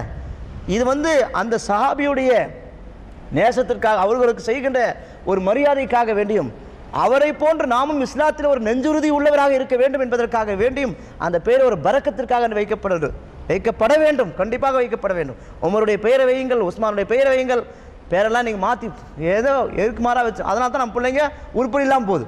பேருக்கும் நம்முடைய குழந்தைகளுடைய வளர்ச்சிக்கும் வாழ்க்கைக்கும் மிக நெருக்கம் இருக்குது சகோதரர். இருக்கட்டும், இங்கே அபூபக்கர் என்ற பேர் எதனால வந்து தெரியுமா? கன்னியுடைய தந்தை என்று பேர், கன்னி பெண்ணுடைய தந்தை என்று பேர். அப்போ கன்னி பெண் சிறுமியை அபூபக்கர் சித்திக் ரலியல்லாஹு தஆலா அவர்கள் பெருமானார் ஸல்லல்லாஹு அலைஹி வஸல்லம் மனம் முடித்து அழகு பார்க்கிறார். எனவே தான் அவருக்கு பேர் அபூபக்கர், பக்ரின் அதான் கன்னி பெண்ணின் தந்தை என்று பேர். அந்த பேர் இதுவரைக்கும் நினைச்சு போச்சு. அப்துல் காபா என்னன்னு யாருக்குமே தெரியாது, இதுவரை யாருக்கும் தெரியாது வரலாற்றில். அபூபக்கர் சொல்லி அந்த சித்திக் என்ற பேரும் சேர்த்து இணைத்து இன்னைக்கு நாம் பெருமிதத்தோடு அவர்களை சொல்கிறோம், அபூபக்கர் சித்திக் ரலியல்லாஹு தஆலா அவர்கள் என்று அழைக்கும். இப்படியான ஒரு சூழலை பெருமானார் ஸல்லல்லாஹு அலைஹி வஸல்லம் திருமணம் முடிந்தது. அதன் பிறகு தொடர்ந்து பலவிதம் ஆர்குமெண்ட்டுகளும் நிறைய பண்ணாங்க.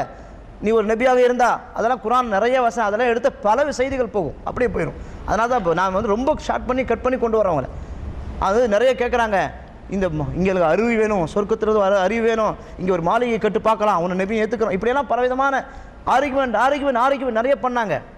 கடைசியாக ஒரு வஞ்சகமான ஒரு சூழ்நிலை, இப்படி ஒரு சூழ்நிலை ஏற்படுத்தினாங்க. என்ன ஏற்படுத்தினாங்கன்னு சொன்னால், ஒரு சமரச திட்டத்துக்கு வந்தாங்க.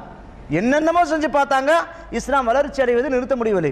வெளியூர்கள் எல்லாம் இஸ்லாம் பரவி கொண்டிருக்கிறது, நிறுத்தி அணைப்பட முடியவில்லை. கடைசியாக ஒரு சமரச திட்டத்துக்கு வந்தாங்க. முகமது ஸல்லல்லாஹு அலைஹி வஸல்லம் குறைஷ் கஃபார்கள் கேட்டாங்க, முகமதே நீங்கள் நபின்னு சொல்கிறீங்க, உங்களை பற்றி எங்களுக்கு நல்லா தெரியும், உண்மையிலே அபூஜஹல் எல்லாம் பேசுகிறான், நான் கரெக்டாக ஏற்றுக்கிறோம். ஆனால் எங்களுக்கு இல்லை ஒரு பெரிய விஷயம் என்ன தெரியுமா, எங்களை குறைஷி குலம்னா எங்களுடைய வம்சத்தில் நாங்கள்லாம் பெரிய குலம் லீடர்களாக இருக்கோம், எங்களுடைய இந்த தலைமைத்துவம் பறிப்பாகாமல் இருப்பதற்கு நீங்கள் ஒரு வழி செய்யணும். நீங்கள் உங்கள்கிட்ட பஞ்சை பராரிகள், யாசிர், பிலாலு, அபிசீனியாவை சார்ந்தவர், பாரசீகத்தில் சல்மான் பாரசி, பிலாலு, கருப்பு நிற அடிமை, ரொம்ப மோசமானவங்களாம் கூட இருக்கிறாங்க, பஞ்சை பராரிகள் ஏழைகள்லாம் இருக்காங்க. எல்லாத்தையும் வச்சுக்கிட்டு நீ இஸ்லாம் ஒரு மார்க்கம் எல்லாம் ஒன்று தான், சகோதரத்துவம் எல்லாம் ஒன்று, அல்லாஹ்வின் அடிமைகள் தான் இப்படின்னு சொல்கிறது தான் எங்களுக்கு பிடிக்கல. அதனால் நாங்கள் தலைவர்களாக இருக்கிற எங்களுக்கு தனி ஒரு வழக்க வழிபாடு, இவங்களுக்கு தனி ஒரு வழக்க வழிபாடு, இதை மட்டும் செஞ்சுட்டா போதும். நாங்கள் ரொம்ப ஈஸியான வேலை பாருங்கள். பெருமானார் ஸல்லல்லாஹு அலைஹி வஸல்லம் சிந்திக்க ஆரம்பித்தாங்க, ஆஹா எவ்வளோ ஈஸியாக வந்துட்டாங்க பாரு, நான் அவங்களுக்கு தனியாக ஒரு வணக்க தொழுகை, அவங்களுக்கு தனியாக ஒரு கிளாஸு, அவங்களுக்கு தனியாக ஒரு பிரச்சாரம், இவங்களுக்கு இந்த குரூப் இந்த பக்கம் வந்துடக்கூடாது, தீண்டாமையாக ஒதுங்கிடணும், இவங்க தனியாக அவங்களுக்கு தனியாக, இது ஈஸி தானே அப்படின்னு நினச்சாங்க. இந்த மாதிரியான பேச்சுவார்த்தை நடந்துட்டு இருக்குது. குறைஷி குல தலைவர்களிடத்தில் பேச்சுவார்த்தை நடைபெற்று கொண்டிருக்கிறது சகோதரர்களே. இந்த நேரமாக பார்த்து அப்துல்லா இப்னு உம்மு மக்தூம் என்ற ஒரு சஹாபி, பார்வையற்ற சஹாபி, கண்ணில் ஒளி இல்லை, பார்வை இல்லாத ஒரு சஹாபி, கண்ணு தெரியாத ஒரு சஹாபி, அவர் எங்கே முகமது ஸல்லல்லாஹு அலைஹி வஸல்லம் எங்கேன்னு தேடி தேடி பார்த்து அங்கெங்கெல்லாம் பார்த்து கடைசியாக சொன்னாங்க, அங்கே குறைஷி உயர்மட்ட குழு தலைவர்களோடு பேச்சுவார்த்தை நடைபெற்று கொண்டு இருக்கிறது, அங்கே பேசிகிட்டு இருக்கிறாங்கன்னு சொன்ன உடனே அங்கெல்லாம் தேடி தேடி பார்த்து ஒரு சாதாரண மசாயில் விஷயமா மார்க்க விஷயமா தெரிஞ்சுக்கிறதுக்கு வர்றார். அஸ்ஸலாமு அலைக்கும் யா ரசூலல்லாஹ் அப்படின்னு சொல்கிறார். இப்போ இந்த கூட்டத்தில் உடனே அபூஜஹல் தூபம் போட்டு விடான், பத்தியாயா, இதுதான் நாங்கள் சொல்கிறோம். இந்த பிரச்சனை தான் எங்களுக்கு வேண்டாங்க. நம்ம இருக்கிற இடத்துல எவ்வளோ தைரியம் அப்துல்லா வர்றாரு, கண்ணு தெரியாது, சாதாரண ஏழை பஞ்சை பராரி. இவர் வந்து இங்கே வந்து சலாம் சொல்கிறார், எங்கள் வாசல் முற்றத்தில் வந்து நிற்கிறாருன்னா உன்னுடைய தைரியம் தான். நீ இல்லைன்னா இங்கே நிச்சயமாக வர முடியாது, இங்கே எடுத்து பார்க்க மாட்டானுங்க. அந்த மாதிரியான ஆள் உள்ளே வர்றாங்க, சர்வசாதாரணம் வந்துடுவாங்க பார், லைசன்ஸ் எல்லாம் வந்துடுறாங்க பார். இதுதான் எங்களுக்கும் உங்களுக்கு பிரச்சனையாக இருக்குது. இதை தான் நீ கண்ட்ரோல் பண்ணு, இது செஞ்சாலே போதும். நீ நம்ம ஏனோ நம்மளாம் ஒன்று, நம்முடைய பாரம்பரியம் பெருசு அப்படின்லாம் சொல்லி முசிப்பி விட்டு விடும். பெருமாள் சராசன் அவர்களுக்கு கொஞ்சம் சலனம் ஏற்பட்டது உண்மைதான். இது வந்து சொல்வதற்கு ஒன்றும் இது இல்லை. ஏன்னா அல்லாஹ் குர்ஆனில் சொல்லி கொடுக்குறான். இப்போ இந்த வசனத்தை படிக்கிறேன் பாருங்க. அப்போ வந்து பெருமாள் சராசன் நினச்சாங்க, பெருமாள் சராசன் சலனம் ஏற்பட்டது காரணத்தை நீங்கள் புரிஞ்சுக்கணும். இந்த மக்கள் எல்லாம் இஸ்லாத்துக்கு வந்து விட்டால், இந்த குறைஷி குலத்தினுடைய உயர்மட்ட தலைவர்களாம் இஸ்லாத்துக்கு வந்து விட்டால், ஒவ்வொரு தலைவனுக்கு பின்னால் ஒரு சமூகமே இருக்குது. பிரமாண்டமான இஸ்லாத்தை நாம் பார்க்க முடியும் என்ற ஆதங்கத்தில் பெருமாள் சராசன் இருக்கிறாங்க. இவர் வந்து இந்த காரியத்தை கெடுத்துட்டாரே அப்படின்னு நினச்சிக்கிட்டு சலாத்துக்கு பதில் சொல்லவும் இல்லை. சலாம் சொன்னால் பதில் சொல்லவும் இல்லை, பதில் சொல்லவில்லை. அல்லாஹு தாலா ஒரு வசனத்தை இறக்கினான். அப்போது இறக்கினான் ஒரு வசனத்தை, அபஸ வதவல்லா அன்ஜாஅஹுல் ஆமா ஒமா யுத்ரிக லஅல்லஹு யஸக்கா. அப்படியே அந்த அபஸ வதவல்லா அத்தியாயத்தை நீங்கள் பாருங்க, அந்த மொழிபெயர்ப்படுத்தி பாருங்க. அபஸ முகம் கடுகடுத்து விட்டார் இப்படின்னு அல்லாஹ் தாலா வசனத்தை இறக்குறான். நபியே நீங்கள் முகம் கடுகடுத்து விட்டீர் என்று டைரக்டாக அல்லாஹ் வந்து ரசூலுல்லாஹி ஸல்லல்லாஹு அலைஹி வஸல்லம் பார்த்து சொல்லலை. ஏதோ தேர்ட் பர்சன், ஒரு மூன்றாவது நபர்கிட்ட சொல்கிற மாதிரி முகம் கடுகடுத்து விட்டார். எப்போது? அன்ஜாஅஹுல் ஆமா, ஒரு பார்வையற்ற ஒருவர் வந்த நேரத்தில். ஒரு ஆமா, ஒரு பார்வையற்ற கண்ணில்லாத ஒருத்தர் வந்த நேரத்தில் அவர்கிட்ட முகம் கடுகடுப்பு, முகம் திருப்பிக்கிட்டார். அன்ஜாஅஹுல் ஆமா அபஸ வதவல்லா, முகம் திருப்பி கொண்டார், முகம் சுளித்து கொண்டார் என்று தேர்ட் பர்சன் சொல்ற மாதிரி அல்லாஹ் தஆலா கண்டிச்ச ஒரு வசனத்தை இறக்கிட்டான். வமா யுத்ரிக லஅல்லஹு யஸக்கா. நபியே, உம்மிடத்தில் இருக்கின்ற இந்த குறைஷினுடைய உயர்மட்ட தலைவர்கள் யோக்கியமானவர்களா, பரிசுத்தமானவர்களா, அல்லது இந்த பஞ்சை பராரிகள் என்று மக்களால், சமுதாயத்தால், இந்த பெரிய பிரமுகர்களால் ஒதுக்கி தள்ளப்பட்ட, புறம் தள்ளப்பட்ட இந்த ஏழை எளிய பாட்டாளி வர்க்கத்தினர்கள் சிறந்தவர்களா, பரிசுத்தமானவர்களா என்று உமக்கு என்ன தெரியும் என்று அல்லாஹ் தஆலா ஒரு கடினமான ஒரு கண்டனத்தை இறக்கினார். இறக்குனதுக்கு பிறகுதான் பெருமானார் ஸல்லல்லாஹு அலைஹி வஸல்லம் அவர்கள் உணர்ந்து கொண்டார்கள். அதன் பிறகு அந்த கூட்டத்தை புறக்கணித்து விட்டு இந்த மக்களோடு வந்தாங்க பார்க்குறோம். இந்த மாதிரியான விஷயத்துக்கே இல்லை. இஸ்லாம் வந்ததே இந்த ஏற்றத்தாழ்வு இல்லாத ஒரு சமநிலை, சமுதாயத்தை, சமத்துவத்தை உருவாக்குவதற்காக விட்டான். சம தர்மத்தை எடுத்து சொல்வதற்கு தான் இஸ்லாத்தினுடைய பெயரை. இஸ்லாமே அதுக்கு தான் வந்துச்சு. ஆகவே இதில் உங்கள் இந்து விஷயத்தில் தயவு தாட்சியம் என்பது கிடையவே கிடையாது. உனக்கு இஸ்லாத்துடைய கொள்கை பிடிப்பு வருமானா இஷ்டம் இருந்தால் வா, இல்லாவிட்டால் ஃபல் யூமின் ஃபமன் ஷா ஃபல் யூமின் ஒமன் ஷா ஃபல் யக்ஃபுர். ஏற்றுக்கொள்பவர்கள், விருப்பம் உள்ளவர்கள் ஏற்றுக்கொள்ளட்டும், விருப்பம் இல்லாதவர்கள் நிராகரித்து போகட்டும் என்ற விஷயத்தை குறித்து அல்லாஹ் தஆலா இந்த வசனங்கள் மூலமாக பெருமானார் ஸல்லல்லாஹு அலைஹி வஸல்லம் அவங்களுக்கு சொன்னாங்க பார்க்கணும். அதுக்கு பிறகு பெருமானார் ஸல்லல்லாஹு அலைஹி வஸல்லம் நிலைமை என்ன தெரியுமா? எப்போதெல்லாம் இந்த அப்துல்லாஹ் இப்னு உம்மு மக்தூம் என்ற கண் பார்வையற்ற இந்த சாவியை பார்க்கிறார்களோ, பார்க்கக்கூடிய ஒவ்வொரு சந்தர்ப்பத்திலையும் தங்களுடைய அங்கேயே கலட்டி, அவங்க எந்த காலத்தில் எவ்வளோ பெரிய சக்கரவர்த்தியான ஆன காலத்தில் கூட அப்துல்லாஹ் இப்னு உம்மு மக்தூம் வந்தால் தன்னுடைய போர்வையை கலட்டி விரித்து அதில் அமர செய்வார்கள், மரியாதை கொடுப்பாங்க. யாருக்கு? அப்துல்லாஹ் இப்னு மக்தூம். இவர் மூலமாக அல்லாஹ் தஆலா எனக்கு ஒரு பெரிய அறிவுரையை இறக்கினான். இவர் மூலமாக அல்லாஹ் தஆலா ஒரு நற்சான்றிதழ் இவருக்கு இறக்கி எனக்கு ஒரு புத்திமதியை புகட்டினான் என்று புகழ்ந்துரைத்து சொல்கின்ற ஒரு சூழ்நிலையை பார்க்கிறோம். இப்போ எல்லாம் இஸ்லாமிய வரலாற்றிலே பலவிதமான செய்திகள். அதன் பிறகு தொடர்ந்து அதன் பிறகு கான்ஃபரன்ஸ், அந்த சமரச திட்டம் ஒன்றும் பயனடைக்கல. திரும்பவும் கடுமையான தாக்குதல் தொடரலாம், துயரங்கள்லாம், அடுக்கடுக்கான கொடுமைகள் நடந்துச்சு. அது பிறகு சஹாபாக்கள் கேட்டாங்க, ஊரை விட்டு போகிறதுக்கு நீங்கள் அனுமதி கொடுங்க, ஊரை விட்டு ஊர் போங்கன்னு சொல்லி அனுமதி கொடுத்தாங்க. அதையும் தடுத்து நிறுத்தினாங்க. அதையும் மீறி மக்கள் எல்லாம் போக ஆரம்பித்தாங்க. கடைசியில் போகிறவங்க நிறைய பேர் போயிட்டாங்க. இவங்களுக்கு டோக்கா கொடுத்துட்டு எவ்வளோதான் செக் பாயிண்ட் எல்லாம் வச்சு பார்த்தாங்க. அதையெல்லாம் டிமிக்கி கொடுத்து எப்படியே போய் ஊர் விட்டு ஒவ்வொரு பக்கம் போக ஆரம்பிச்சிட்டாங்க. கடைசியாக இப்போ இருக்கிறது ரொம்ப கம்மி தான், ரொம்ப கம்மி. அதில் பிரபலமான நபர் முஹம்மது ஸல்லல்லாஹு அலைஹி வஸல்லம் அவர்களும் அபூபக்கர் சித்திக் தான். அபூபக்கர் சித்திக் கூட ஒருத்தர் கேட்டாங்க, அல்லாஹ்வின் தூதரை, நம்ம மட்டும் இங்கே இருந்து கஷ்டப்படணும், இவங்க முன்னால் நம்மளும் போயிடலாமே அப்படின்னு கேட்டாங்க. அல்லாஹ் சொன்னாங்க, அல்லாஹ்வுடைய உத்தரவு வருகிற பொழுது உன்னையும் நான் அழைத்து கொண்டு போக வேண்டிய ஒரு சூழ்நிலை ஏற்படும், பொறுமையாக இருப்பீராக என்று சொன்னாங்க. அதை காத்துட்டு அவங்களும் இருந்துட்டாங்க. இன்ஷா அல்லாஹ் இது சம்பந்தமான விளக்கங்களை அடுத்து நாம் பார்ப்போம். எல்லாம் வல்ல அல்லாஹு ஜல்ல ஷானஹு தஆலா இந்த நம்முடைய கண்மணி நாயகம் ஸல்லல்லாஹு அலைஹி வஸல்லம் வரலாற்று சம்பவங்களிலே இருக்கின்ற அனைத்து விதமான அறிவுரைகளையும் உள்வாங்கிக் கொண்டு பெருமானார் ஸல்லல்லாஹு அலைஹி வஸல்லம் அவர்கள் இந்த தீனுக்காக வேண்டி எந்த மாதிரியான சிரமங்களை பட்டாங்களோ அந்த மாதிரியான அர்ப்பணிப்பு தன்மையும் தியாகத்தையும் நாமும் பட்டு இந்த உலகத்திலே இஸ்லாத்தை குறித்தும் அல்லாஹ்வை பற்றிய ஞானத்தையும் உலக மக்களுக்கு எடுத்து சொல்கின்ற உண்மை முஸ்லிம்களாக தாவா செய்கின்ற முஸ்லிம்களாக நம்ம எல்லோரையும் அல்லாஹு தஆலா ஆக்கி அருள் புரிவானாக. ஆமீன். வ ஆகிரு தாவானா அல்ஹம்துலில்லாஹி ரப்பில் ஆலமீன்.